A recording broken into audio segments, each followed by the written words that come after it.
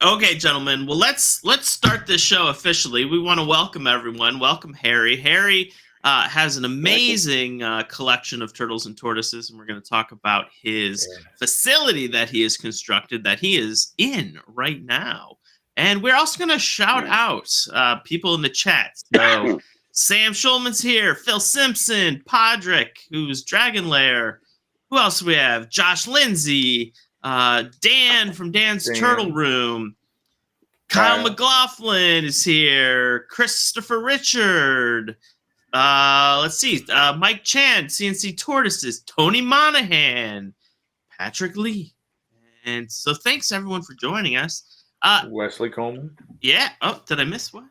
Yeah. Oh, He just- yep. Okay. yep, he just popped in. You're just a little bit ahead of the chat. to it. So Harry, why don't you tell us a little bit about yourself and the turtles that you keep? I just like anybody else, got some turtles and didn't want to go back. Just kept Exactly. getting more and different kinds. But yeah, probably I don't know, close to 30 some years, probably off and on. Nice. Nothing to this magnitude when I was younger, because obviously I ain't had no money. Yeah. I still ain't got no money, but You got back turtles. then- You do. It just all goes to turtles. It's in the turtle. well, Yeah. that's what the wife says. Yeah, but if not, it would have went to something, right? I mean, it doesn't change much, but no, it's just it's like anybody else. You start going to shows and doing different things, and before you know it, your buddy hooks you up with a couple or this and that, and it gets out of control. It's Yeah. it's about how it goes. I try to enable that as much as I can. I give turtles away. Several people in the chat I've given turtles away Yeah, to encourage their addiction. yeah. I'm a pusher. You're not helping nobody. But yeah, So that's pretty much it. What part of Ohio are you? You're from Ohio, correct? Yeah, from Cleveland, but I live in just about 30 miles east of Cleveland now. Okay. Just out of the city where I can, have a little bit of space to turn some turtles loose. A little hard to do in the city. Yeah. I had a bunch in the city when I was young, but not many I would be able to keep in the city. So I was a little. What side of Cleveland are you on, Tom? So I'm on the south side called Akron. So, Okay. but I work in Cleveland, and Okay. So are you? What county are you in, Harry? I'm in Geauga now. Yeah, Geauga County. So, our I work for the Holden Arboretum. So I'm either Oh, the at the Holden Holden Arboretum? Arboretum. That's out in Yeah. Kirtland, ain't it? Yep. So I'm Yeah. there 4 days Nice a week, place. and thank you. In University Circle, the other day of the week. Yeah. Yeah, so we have a Ohio Turtle and Tortoise group on Facebook, and I'm pretty picky to keep that to Ohio people. We don't let Indiana riffraff in there. And I'm in that group. No, you can't I'm do in that. that group, buddy. Oh. Well, you're an honorary Ohio. I'm a Buckeye. Yeah. Okay. We got a Wait. few PA guys in there too. Yeah. I mean, I'll let a few if they tell me they're Ohio connection, and so that's all good. And Matthew, what were you born in Cincinnati? Born in Cincinnati. There you Christ go. Hospital or Christ Memorial. Yeah. So Memorial. So You John- count. Went to college. and so Just Harry, barely. for those people that don't know, Geauga County is what we call the snow belt. Yeah. That lake effect. Yeah. Yeah. Yeah. I miss most of it though. Okay. You're far enough That south. falls. Yeah. That pretty much falls mainly in the Chardon area. Yeah. I'm about 15 minutes from Chardon. I mean, I'll go there shopping at Chardon, and they got a foot of snow, and I get back home, I ain't got nothing. hardly, That's good. Yeah. So far, I don't get it. I get about as much as Cleveland, honestly. Okay. Which, we get snow here. It's pretty common to get snow. 8 to 12 inches is a nice, solid snowstorm. 4 or 5 inches is nothing for us. When I lived in Columbus, 4 to 5 inches shut the city down for 24 hours. So you're keeping a lot of different turtle species in a pretty cold climate. very similar to mine. We're colder than Matthew. Our winters are longer. So what species are you working with? Pretty much name it almost. Anything that's not Okay. super expensive right now, Yeah. pretty much. I So probably got, I don't know, 60 some species. wow. I do Nice. a lot of mud and musk. That's more than Matthew. Yeah, I'm at 63. Oh, okay. 63? Yeah. So that is awesome. It's hard to pick which ones you don't like, right? It is. They're turtles. Somebody's got one. I'm like, I'll take it. And then that's just the way it is. Well, not too many tortoises though. Yeah, I like a lot of tortoises, and I like. Yeah, I'm starting to get into them. Yeah, I can help you. I just was always a water guy.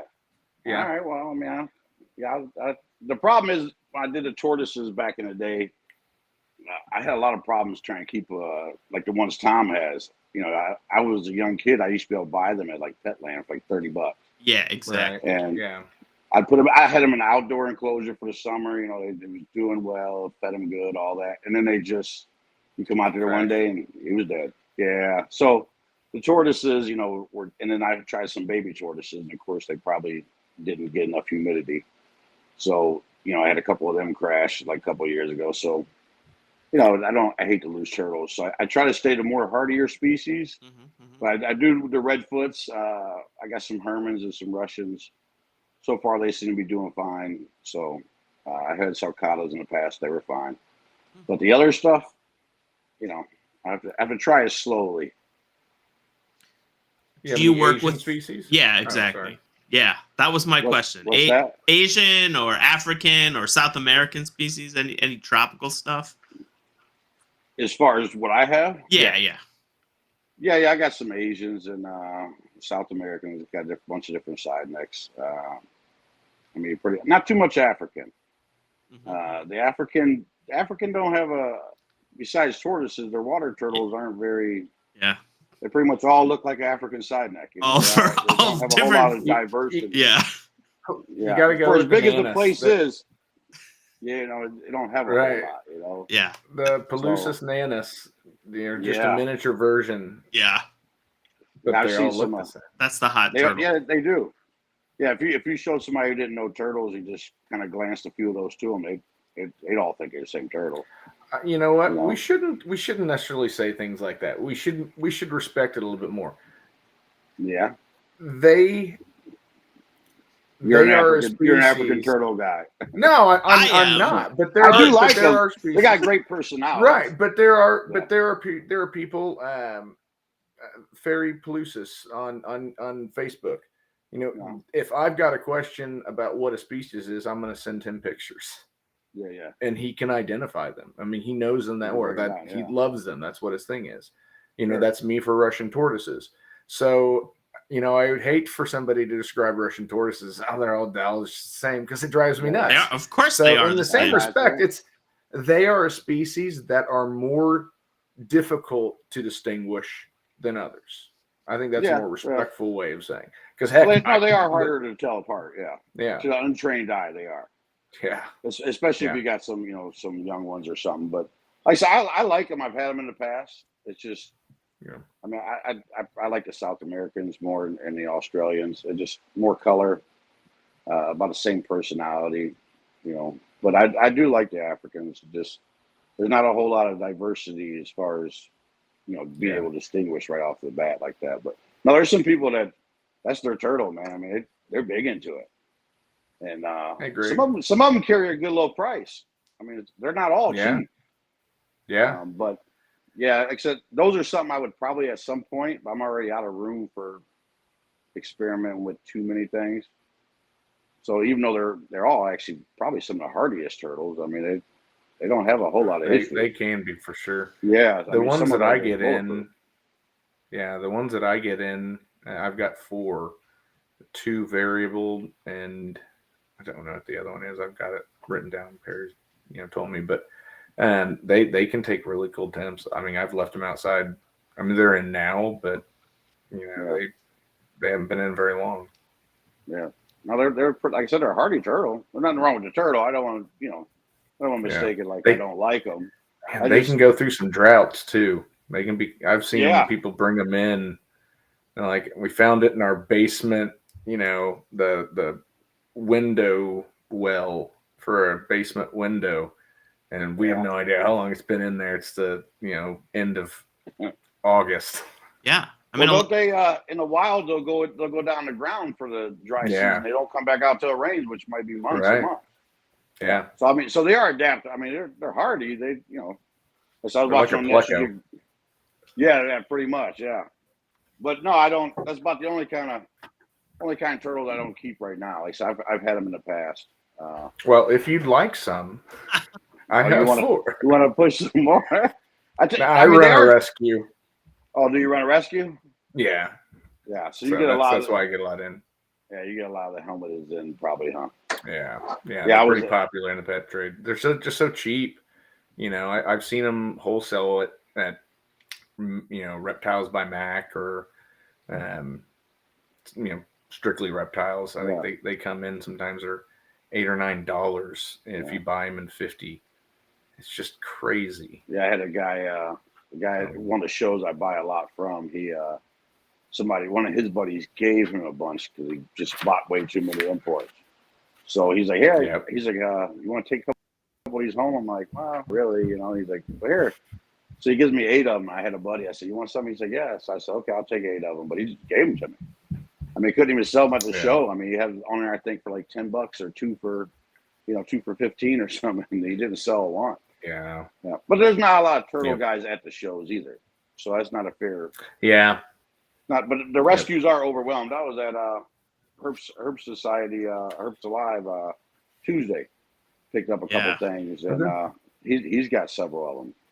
I mean, you don't go to a rescue and not see those. They're and like I said, they are hardy.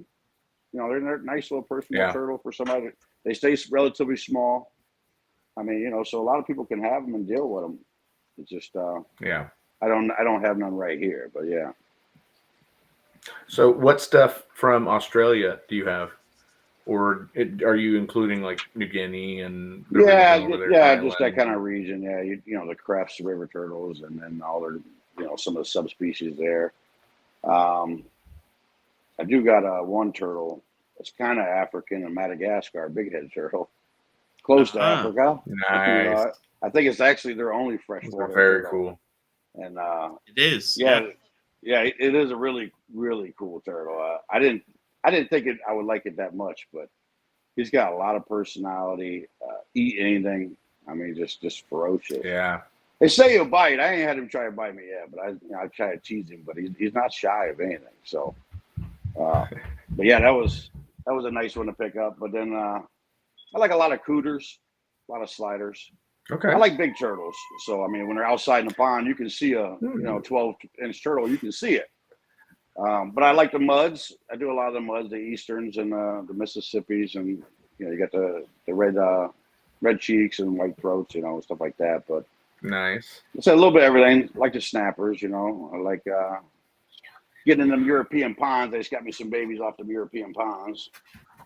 So I went and picked up a few of them. Yeah, I don't think they're a pure subspecies. I think the guy was telling me the lady had got a colony of them, and they several subspecies just kind of all together. So I don't know what. I mean, they used to just call them European pond, but now it's like you have select ones. But I got a pair. Belarus. Yeah, they'll tell you different regions and stuff, but I but I don't know how accurate all that is either. I don't know. They used to come in the pet trade all the time. You used to be able to get them at right. Back in the day for like $20-$30 at Petland. That's before. Right. A lot of people don't remember Petland. The guy who's but they were wild imports. So by the time somebody's selling it on Fauna, who knows what? So no, you don't know. Yeah. Petland still exists, and it's still headquartered. It's actually headquartered in Chillicothe, Ohio. No way. And there are Petlands still in the Columbus area. No, that's funny. Yeah, wow, yeah. They still sell dogs. Yeah, they still sell dogs. Yeah, that's what they sell. They had a branch that branched off back in the day called Aquarium Adventure. It was like it was their tropical fish part that was branched off. Yeah. So that also still exists. I heard they tried to open a Cleveland store and it didn't succeed, but the one in Columbus is still around. Oh, they got one in Columbus, huh? Yep. Yep. It's a nice I gotta shop. go to Columbus it's really more nice. often. Oh yeah, I lived there for most of my adult life, but now I'm back in Northeast Ohio. So I grew up here. Okay, Harry. So you've got a bunch of turtles, and you live in a really cold climate. So how do you? Yeah, I want to hear about. How do you manage all what's that behind you? Well, man, it used to be in the dining room. You know, all these tubs behind me.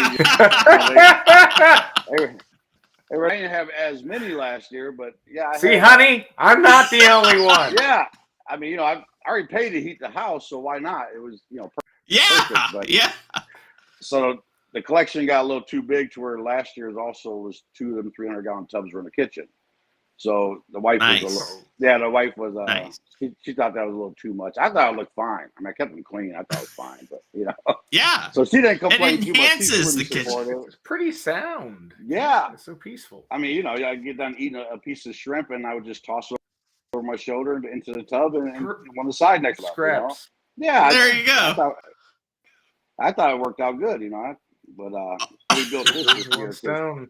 Yeah, the wife was just like, hey, if you're going to build a greenhouse, you get going on it. This is not happening next year in my living room again, So I kind of made her a promise. I said, well, I'll try it. And then, but otherwise I kept, obviously a lot of the snappers and stuff like that, they stay out year round.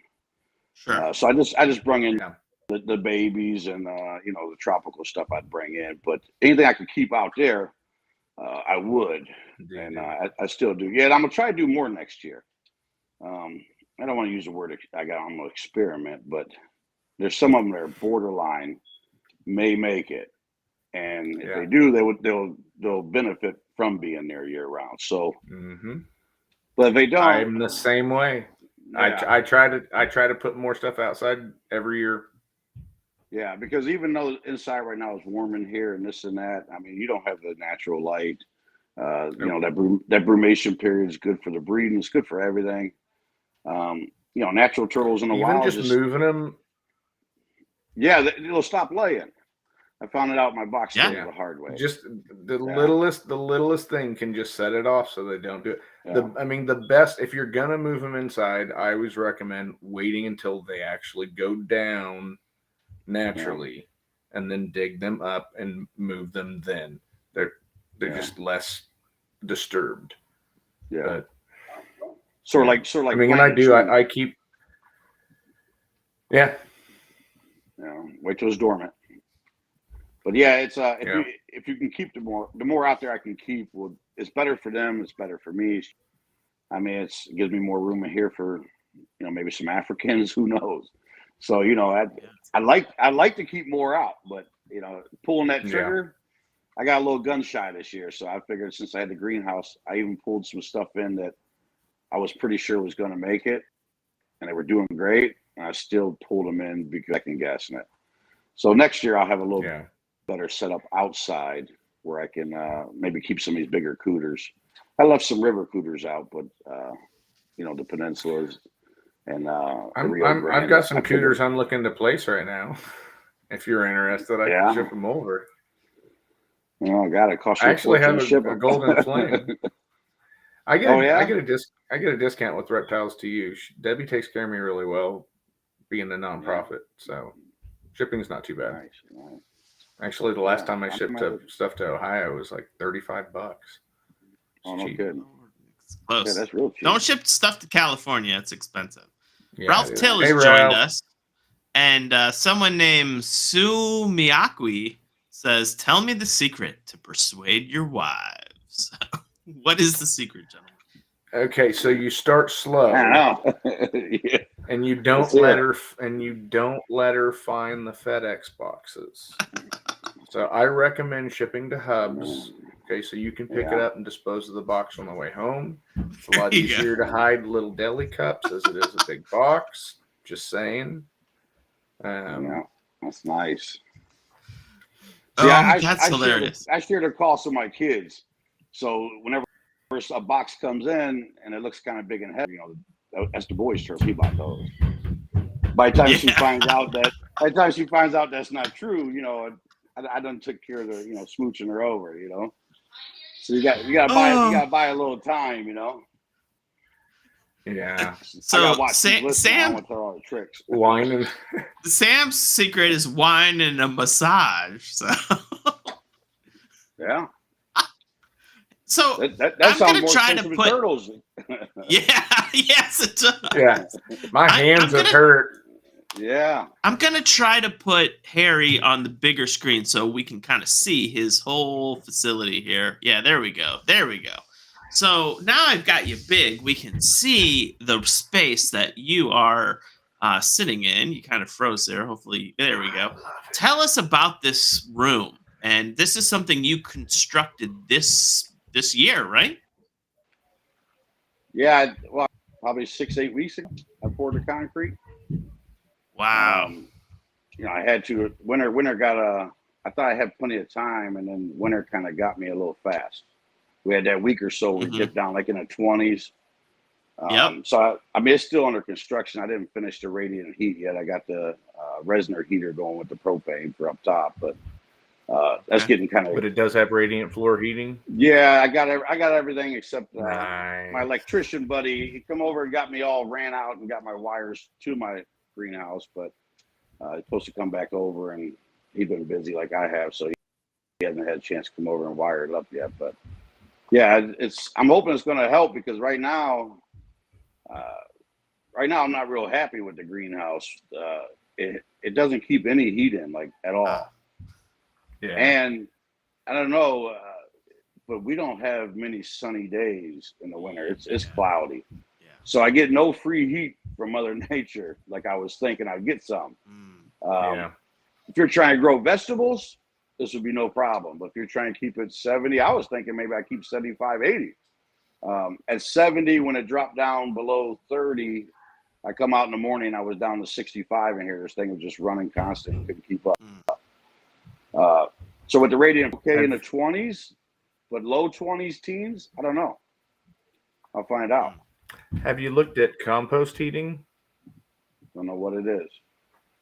Explain. So active composting, you run air tubes in a coil inside a compost bin that you're actively composting stuff in, and the heat from the compost heats up that tubing. You run a lot of times you can use a PC fan, so it's not extremely fast. You want to give it time to heat up as it's going through, but you're just blowing air in as it composts.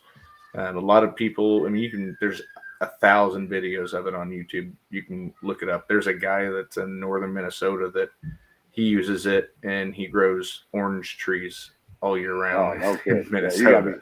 You gotta be hot for some orange trees. Yeah. Right. Yeah. But he's got a whole method about it, and there's a lot of different ways. I've being in the Midwest, looking at different ways to heat things. That's one of the most effective ways I believe out there that I've seen. You can do storage banking, but that's only working if you're getting good sun. You have to get quite a bit of sun. Now, I mean, if I get a sunny day, like when I first built it a few weeks back, I first enclosed it. We got a day to hit like 75 and sunny, and it was like almost 100 in here. But as soon as the sun kind of went down, I mean, within an hour, I mean, I lost 15, 20 degrees, it was back gone. Yeah. So it comes in fast, but it goes out fast. And like I said, we don't get no sun. Yeah. Today it was cloudy all day. It was in the 60s, but this heater still kicks on like every 15, 20 minutes. You know what I mean? It doesn't. Yeah. It don't. I was looking at different insulation. I see where they insulate with like a horticultural bubble about putting double panels up, concrete on the inside of the wall. Well. Yeah, but if I would have built it just with the metal siding and not the clear plastic, I could have insulated like you would a normal building and would have got all the same benefits. So I'm not really getting the benefits of a clear panel at all, per se, except for the fact that I like the way it looks, and but other than that, energy cost savings wise. If I'd have built it as an outbuilding and connected to my house and kicked out in the backwoods, it would have been same price to build it, but really cheap to heat it versus now. So it's the cost of heating is not going to be ain't going to be cheap at all. So we'll see how it goes. But I'll have to figure out some way to keep some of the heat in. That way I'm not just running 24/7. Yeah. But yeah.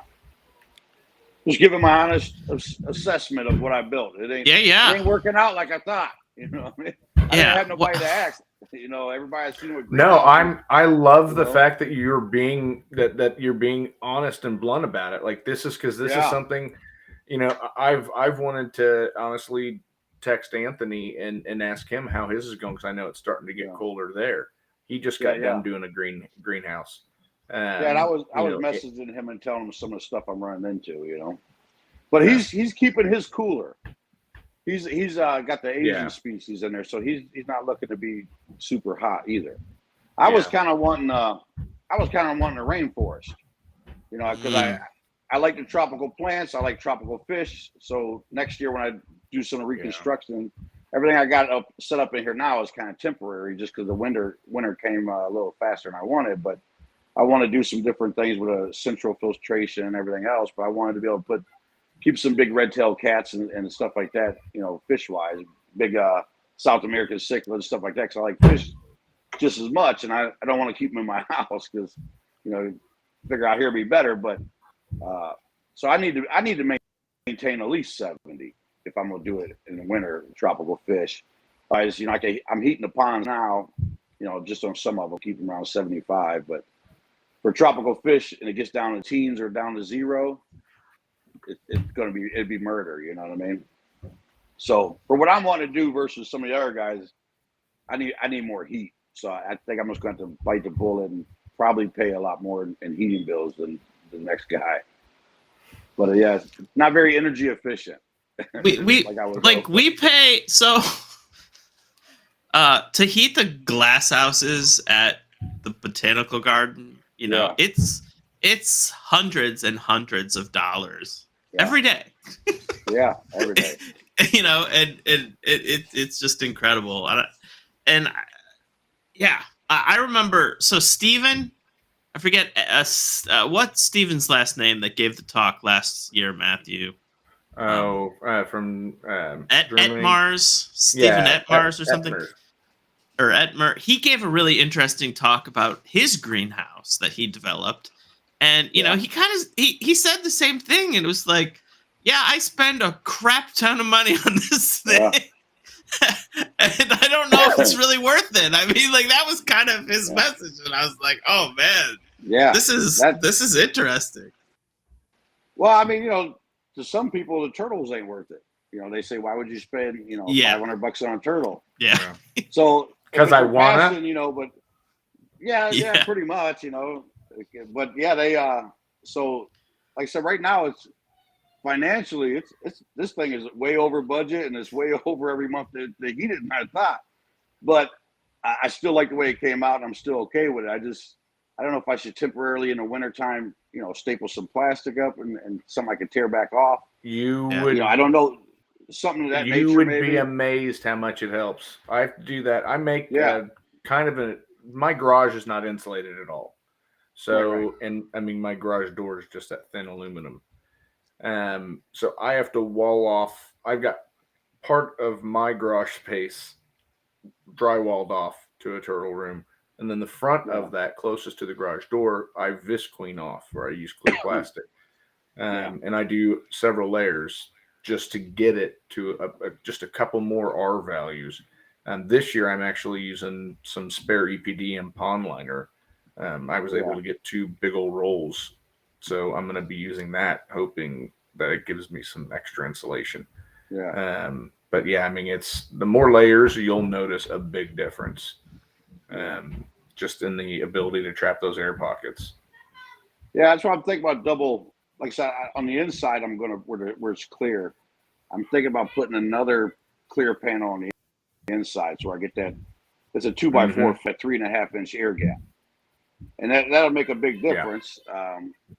I just didn't know I needed that. Otherwise, I probably would already ordered it.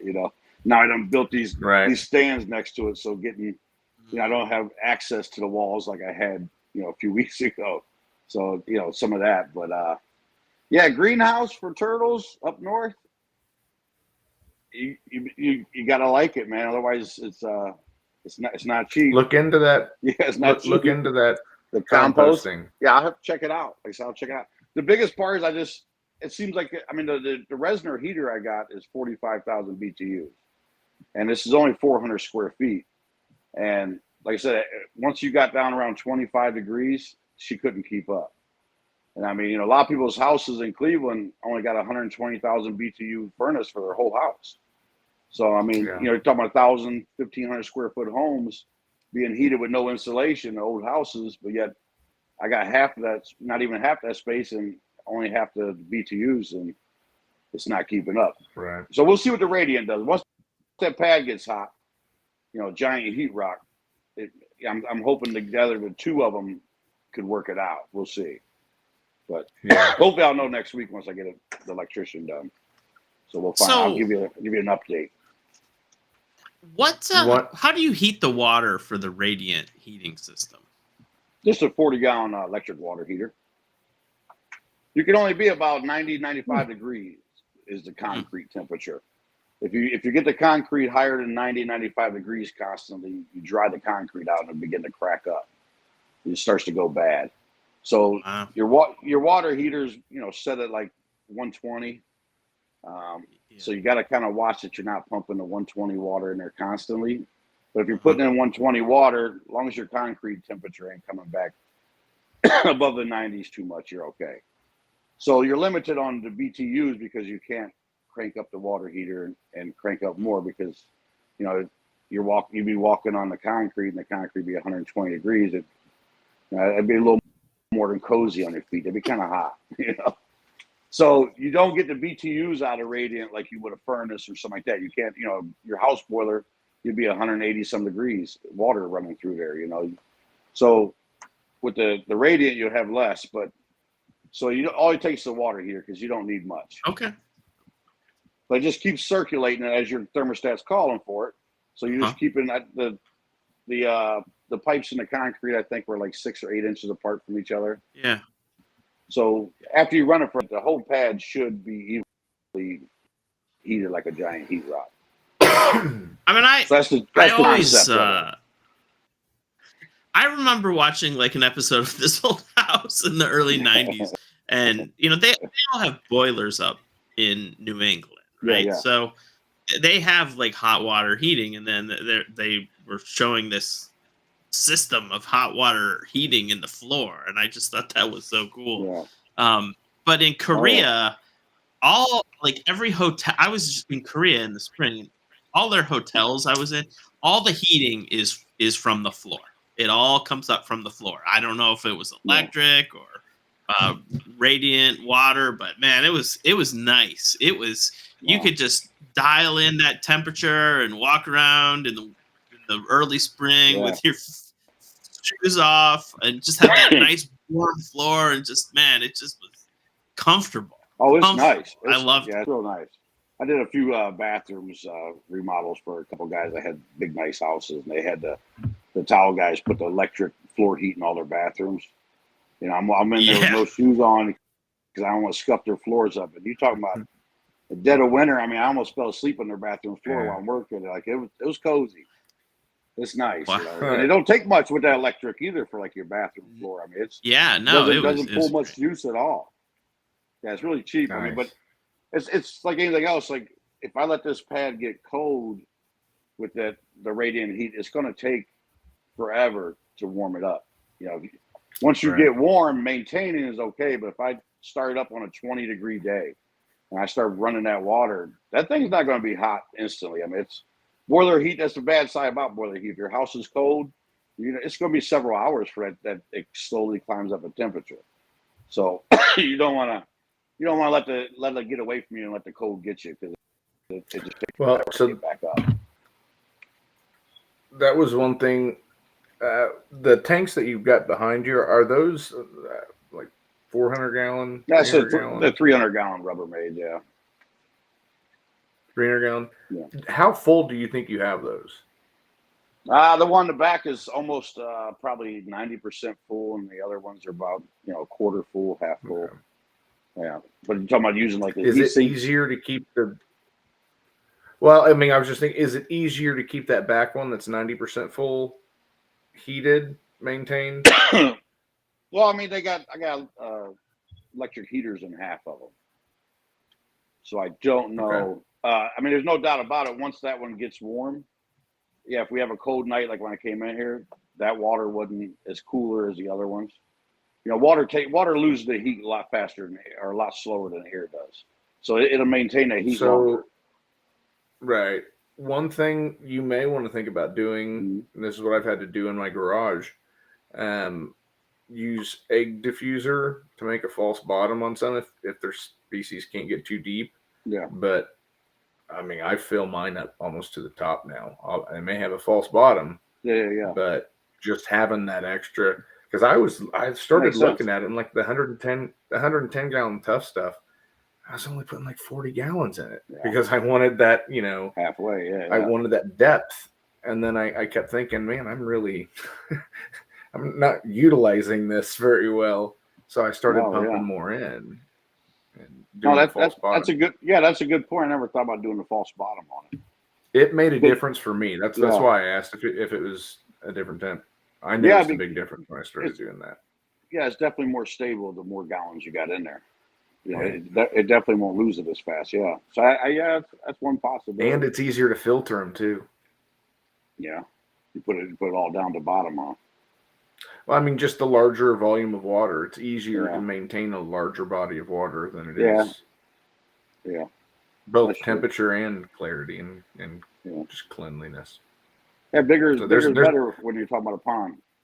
Yeah, Michael Thatzman-Wally is the one that got me thinking about it all, and he's the one that got me started on it. And now I've switched almost everything over to it. Wally? What did you? Hey, that's what I call him. Okay, that's pretty good. I didn't know how to pronounce it. I see his name a few times. I didn't know how to pronounce it. That Hoovaswamy. The Hoovaswamy. I can't wait to see him next week. So he, his father just passed away, unexpectedly. And he wasn't able to make it, I don't believe, back to India for the actual funeral, but he was able to go out. He may have, because he ended up going out a little early. Me and some friends just sent him a little, hey, take care of whatever you need to, kind of thing. So I'm really excited to see him next week because he was able to make it back. So as long as no flights were, I think he's back. He should be back. He's got some nice stuff. Michael's got some nice stuff. Yeah, I see that. Yeah, just nice stuff. Yeah, he's got a really cool hybrid. Talking about Asian things, and that's one thing. One reason I think you should look into some more Asian, because they are a little bit more cold hardy. He sent me a hybrid Quang tongue and striped neck. Yeah. That thing, or golden thread. Yeah. And that thing, I actually left it on accident outside last year when I went to TTPG, and it got well below freezing most of the time we were gone. No kidding. Came back up in the tank. The little 1/4 inch ice frozen over it. It was perfectly fine. No kidding. Yeah, crazy cold hardy. I leave my golden threads out till probably last week. I think I brought the last one in. But there's some of them that leave them out all year our kind of weather. So they're one of the ones I didn't pull the trigger on. I figured I'd bring them back in. But yeah, they're never seem to bother them. They take the temperatures pretty good. So do you get worried about some Asian species? I always get nervous keeping them outside, and as long I keep. You evaluate every year, and they handled it pretty well. Pull them in. We'll extend it a little bit more this year, and But do you get nervous or? Yeah, I mean, I don't like to see turtles die. Nobody does. And also financially, you're like, wow, I just got that pair. You're like, yeah. So yeah, I mean, sort of like how you do with your kids or anything. You let them play football, but sometimes you think, well, maybe football's a little rough. Maybe they'll just stick to basketball. You know what I mean? It's kind of like that with turtles. Sometimes you're nervous. Some of them like the snappers. I mean, I hibernated a snapper probably 4 years straight, and I mean it was probably just almost in a bucket. I mean, it didn't care. I mean, the kids. I remember the first year I did it, the kids were, they were like, that's our turtle. I'm like, yeah, I got you. It'll be fine. They're like, no. So then it iced over.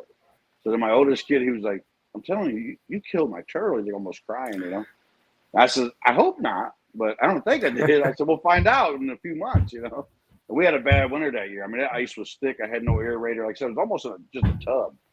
And come spring, it finally started to thaw out a little bit. The one day he came home from school and he texted me while I'm at work. He's like, showed me a picture. He's like, yeah, turtle's still alive. And I'm like, yeah, I knew, but I didn't know if it would make it. I mean, I thought it would, but I wasn't sure. But yeah, I mean, so now somebody talk about a snapper, I don't worry about them. My alligator snappers are still out there in the pond. I'll bring them in at some point in the garage, but I left them out till Christmas last year. They were fine. So there's certain turtles you feel comfortable with. Some, if you're not, experienced with them, haven't tried it, first time trying anything is a little nervous. I mean, it's the way it is. How big are your alligator snappers? They're 26 years old, but they are 13 inches.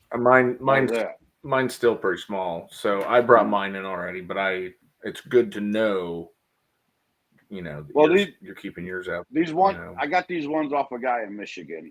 He bought them as hatchlings. That's how I know how old they were. I've had them for 3 or 4 years. He had them. They were like 23 years old when I bought them. But as a male and a female, and like I said, they're in bad shape. They were only like 10, 11 inches long. They probably weigh, God, I don't know, 4 or 5 pounds a piece. I mean, no weight.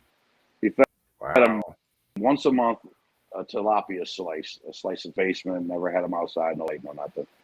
But he kept them alive. He liked them, and he didn't realize that he wasn't doing good. So then, he asked me if I wanted to buy them. So I drove up to Michigan to buy them. But that first year, 100-gallon tub, half full, no air, no nothing. I left them out and it iced over, and I came and got them out just after Thanksgiving, like day after Thanksgiving. I said, all right, time to come in. I brought them in, and I brought them in the house. They were fine. So last year, after doing it for Thanksgiving a couple years, I said, I'm going to go ahead and leave them a little longer. So I left them at Christmas. A couple of days after Christmas, for the ice to actually thaw out so I could pull them out of the tub. So, I mean, they was born and raised in the basement. Never saw them outside. And I just kind of left them out there by mistake the first year a little long. Wow. Ice came over, and I couldn't get them out. And I just kind of left them for a week or two and ended up with them. So I'm confident they'll make it all winter in the actual pond. The only problem that I got with them is they're skinny. They're small. Like I said, and I cannot power feed them. I try, but these things will not. They're not like common snappers. At least mine aren't. Mine. I'd be lucky if I could feed them 2 days in a row. They won't. So I want to have it dipped in shell, but can't do it. They just won't eat. And you can even, at least if it's like mine, I can even do very diet. Like I will, do live fish. I'll do tilapia. I'll do pellets. I'll do anything. Yeah. And I'll vary it up, and you can't power feed them. It just won't eat.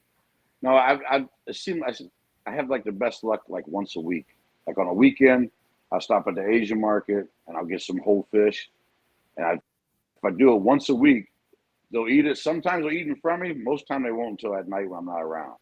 But when they're hungry, if it's been a couple of weeks in the summer, then I can actually get them to actually come and take out my hand.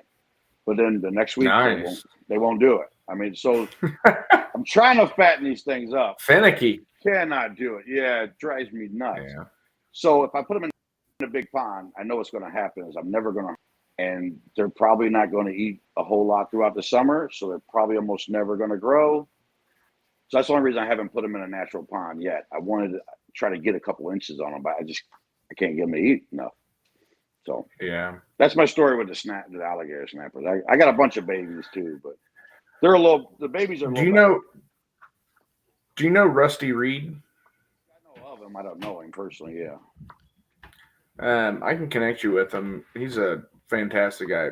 He I hear some good may things. be able to help you out with some different ways you can maybe put some weight on him. Yeah. He's got his stuff down to a science. I mean, his facility is Nice. It's impressive. Yeah. It's really impressive. I've seen some of it on YouTube or Facebook or whatever. So yeah, he's got some. They can't do it justice. Yeah, I believe it. Yeah, but I don't know why. The filtration alone is just blows my mind. I was down in Louisiana. I was hoping to see one in a while, but I didn't see none. I was hoping I'd see a couple in a bit. They was telling me they catch them all the time. You know, I guess they're allowed one a day down there with just a fishing license to harvest, one per day per fishing license. But a lot of locals though do tell you that, you know, they don't really eat them. They turn a bunch loose. But that's one a day. I mean, well, you know, them are monsters. They adds up. Them monsters won't be there forever at one a day if you're allowed. I mean, that's a lot. Oh no, yeah. Unfortunately, I did see a bunch of big cooters and yellow bellies floating down the river dead. They get caught in those hoop nets and they drowned, and you know, unfortunately. But seeing a couple in just a 1 mile run was not, you know, didn't make me feel too good about the status of them down there long term. But yeah, unfortunate. It's tough. It's what it is. Our buddy, yeah, I mean, I don't mind people eat them. You know, people eat them as their culture. You know, I don't have a problem with that. But seeing the dead ones that died in the trap and nobody's eating, you know, that's just, you know, big old females. You know, but, I don't know, a little rough. For sure. You know, speaking of plumbing, how do you have your facility there plumbed? I see a couple things connected and things like that. But yeah, what are you doing for filtration and plumbing? Well, no filtration right now. Okay. I got a well, so I'm changing the water twice a week, doing a lot of water changes. Nice. What does your water temp come out at, if you don't mind my asking? If you know. Whatever the ground's at, pretty much. Right. You know? Well, I know, like Florida, South Florida. Oh, yeah, they're like 70. 76. No. Mine will freeze you even in the summer. You know, mine's probably in the summer maybe 55, something like that. But in the winter, I mean it's in the 40s probably. I mean, it's ice cold. But I run into my hand code, so I mix it for my hose. So I'll put back 7-degree water. Sometimes I put a little warmer, sometimes a little cooler, but it varies. But it's probably about 7. But yeah, I mean the well makes that. I mean, I ran this well. I was just some plants messing around. How many thousands of gallons I went through? But I mean, I was flushing ponds and spraying down concrete and, you know, filling up stuff. But that is a lot of water. But I've never ponds. I flush them every week. Let the hose run for just wide open. Out, but I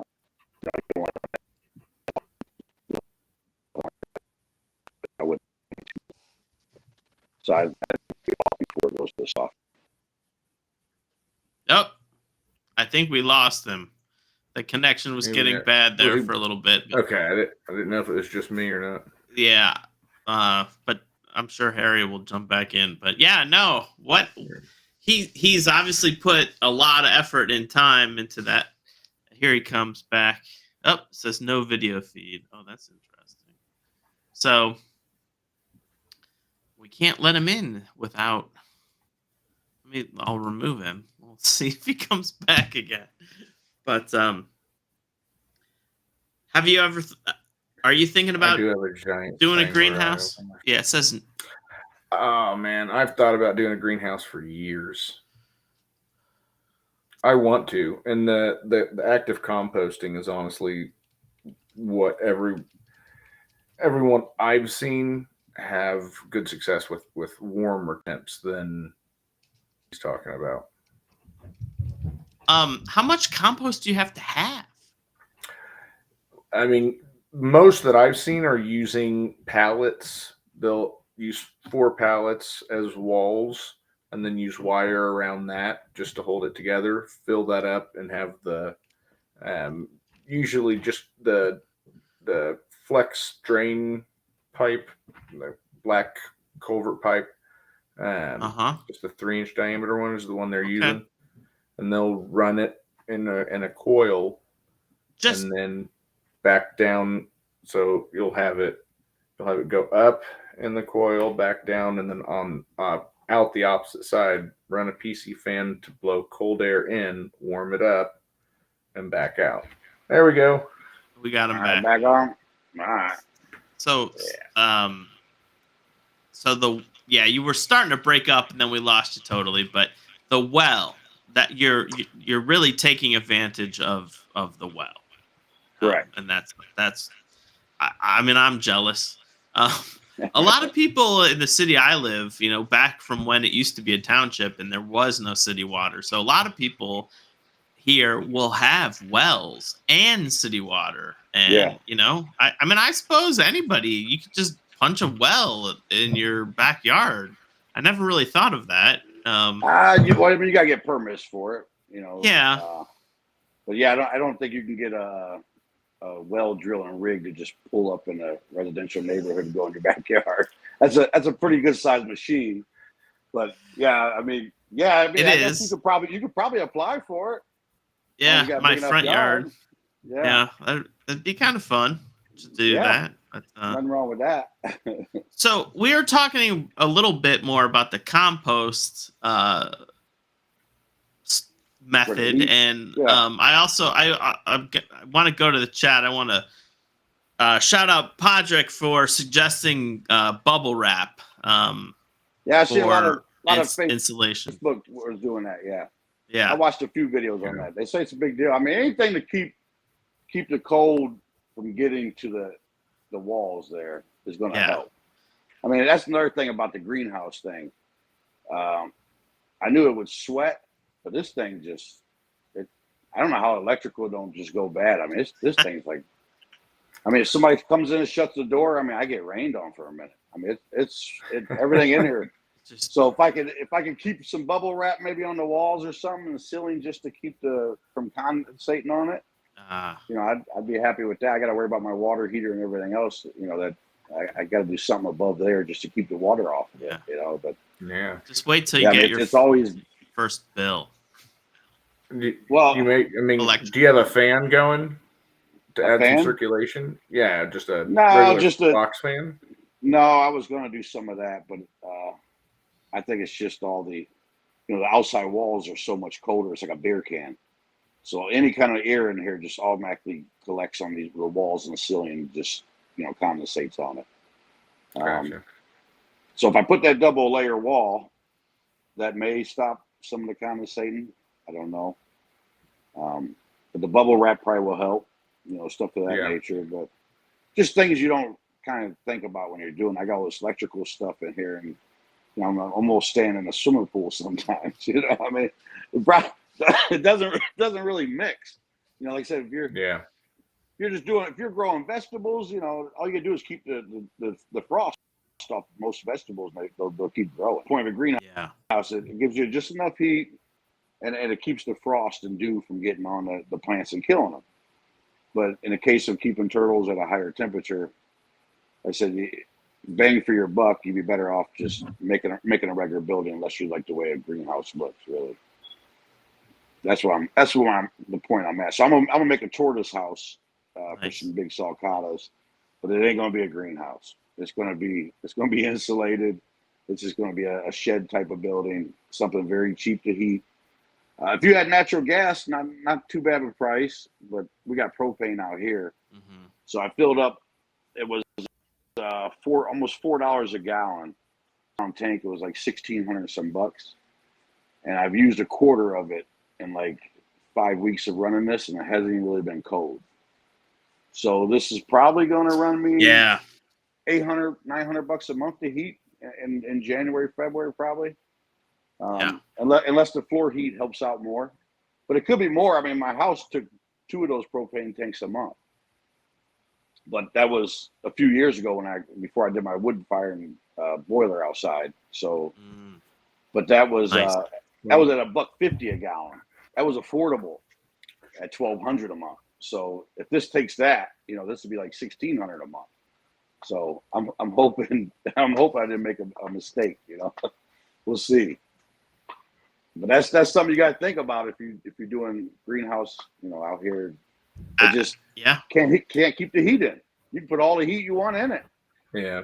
But keeping it in is the problem. Not getting it in, it's just keeping it in. So so when you dropped, we were talking about the compost heating. Yeah. And so Sumiakwi has a question for Matthew. How do you turn your compost with a tube running through it? Everybody knows you got to keep your compost well mixed. Yeah. You don't actually have to always turn your compost. And that's something that I learned. There's also different methods that you can use. A lot of people add rabbit urine or rabbit droppings from stuff. That speeds up the process.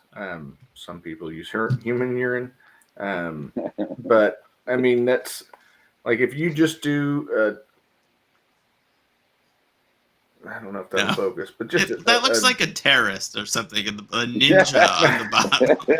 It's a guy in a cold. He's got a beard and a beanie. It looks like a guy with an AK-47 or something like that. But this says, like 100-degree Fahrenheit blowing in, coming out of his compost, and it's air. You're running air through the tube. Interesting. I've never heard of this either. Wow. No, it's first I've heard of it. No, it's first I've heard. I mean, I composted the turtles outside when they're brood mating as far as leaves and things on them. I mean, it does help. I mean, that ground gets warmer by doing it. Have you ever composted to make soil? Yeah, I have. Have you ever stuck a thermostat in there and see? Yeah. It's hot. I know it's hot. Yeah. Oh, yeah. I mean, you can get 160, 170, 180 degrees out of this compost. Yeah. And a lot of times, I've heard of bales of hay catching fire that way. Yeah, you can burn your facility down. Yeah. Mulch. Yeah, they spontaneous combustion. Hot, Yeah. Yeah. So, I mean, so it's literally, it's just like your radiant floor. Yeah. It's just doing the same thing in the compost. So that heats it. But otherwise, I mean, if you're using the pallet method, there should be room in the middle that you can still put a pitchfork in and turn. Plenty of videos have shown that. So yeah, I mean, definitely check YouTube out. There's definitely a ton of videos. And speaking of YouTube, now, we have a lot of fantastic, great episodes that you can go back and watch. Amazing interviews with people like Anthony Pierleone and Michael Thaduvaswamy. So after you're done with us tonight, you've had some good guests on. Thank you. I've watched quite a few of them. Thank you. You've had some good shows. So we are coming near the end of our time. All right. And we really appreciate you joining us, Harry. And we had a ton of fun. I love your place, and I love your candid answers to everything. I mean, there's a lot of people that they don't want to ever talk about what's not working, and heat is so important for us, and it's something that we all struggle with. At least all of us up north, Yeah, sure. North of Georgia. Yeah, I was gonna say. Well, even down there it gets a little cold. I got a sister lives down there, and it seems like I go to visit her to escape the snow, and she's like in her 30s. She's like, "Oh, it's never this cold." I'm like, "You brought it with you." Now I don't know. I'm like, I don't know. Have to put a jacket. I was hoping 70 degrees. I was never I just trying to be honest with people. That's all. Yeah. Just to let them know what I did. I mean, I took out other people's ideas, kind of, put my own spin on it. Yeah. Something I thought would work out, different things, and you got to play with it. Yeah, yep. I didn't have another guy who had a turtle greenhouse. Right. It's not like we have a lot of people we can base our stuff off of. So that's why we're all really interested in what you're doing, because then we can learn a little bit more and apply it to what we're gonna do. Yeah, I like to save somebody some headaches. We're all rooting for you. Yeah, I am too. I'm hoping I didn't create a monster here, but let's find out. But well, and that's it. Like, we're all rooting for you because if you have figured it out, then we can duplicate it. yeah, save you some time and money. Yeah, sure. Yeah. Yep. Yeah, so I'll keep you updated whenever I get the floor heat. I'll let you know how Awesome. that'll be pretty cheap. Yeah, but I just don't know what I'm only getting like 15,000 BTUs out of that. That's what they calculated at. So I don't know, but it is a boiler heat versus a forced air heat. So the 15,000, once you heat the rock, concrete's all heated. Right. You're getting free heat that's already staying there now. So it's not like the air. The air, as soon as she goes off, you walk in front of it. The air temperature's already dropped. And it cools off immediately. Yeah, it cools off. Yep. It heats up fast, but it cools off fast with the air. So we'll see what it does. But I'm hoping. We'll see. Awesome. And it's likely that it'll be a combination of a lot of different things. You'll end up finding out what works. Yeah, man. I'm already too much money in now to stop. Believe me, I looked around. I thought, like, what else can I do with this damn thing? I mean, but my wife lets her cat in here. I'm thinking maybe I'll just make a cat house. I don't know if it costs too much money. We'll see. I'm hoping I can put the fish in. An expensive cat house. Yeah, but I get them out of my house though, so that might be okay too. That's a good point. Yeah, so I'm always thinking. Yeah, turtles all and right, cats. Fellas. They actually kind of mix a little bit. Yeah, the cat actually. Only one cat comes through the window when I got to put a door going in the house, but instead, right now I got the window because I haven't cut the wall open yet. Every time it opens, she's got one cat that jumps in here. And he just wants to walk around. He'll play in the pond, but then he goes to sleep. But he likes the greenhouse for whatever reason. So I don't know. Awesome. So cat house it is. So we'll see if I got to go to Plan B one day. Hopefully not. Very cool. Hopefully I figure it out. All right, boys. Well, and so Matthew, next week you're going to be having fun at TTPG, and what I think those of us that aren't going to TTPG, we can have up to 6 people on this live. So maybe we can get together to have a little virtual round table or something. Yeah. For the people not going to TTPG, but hopefully I'll get to go next year. I'll be at home, and so tell everyone I said hi, Matthew. I will, and I'll have all my stuff. I'll bring all my equipment. So, well, I mean, if you think you can try to go live from TTPG sometime, that'd be awesome. So it's Thursday. So Wednesday evening we've got the field trip, and then Thursday and Friday is more meeting people. Yep. Meet and greet. So 6 p.m. Thursday. I'm sure I can recruit some people at the field trip to come on Thursday. That'd be great. See what you can do, and I can bribe enough people. Yeah, we'll play it by ear, but we'll definitely have a show. It'll definitely be me, and maybe just me. But anybody that also wants to join, if Matthew can get TTPG people, Harry, you want to come back and hang out? I can have up to 6 people. So that's we'll celebrate TTPG and commiserate those of us that aren't there, and maybe just, I don't know, throw a few insults at the people that are. But anyway, fun. So okay, gentlemen, thank you very much. All right, have a good one, guys. Everyone in the chat, thank you so much. We'll see you next week. Thank you, guys. For the turtles. For the turtles. That's right. Thanks, Kyle. Thanks, Mike.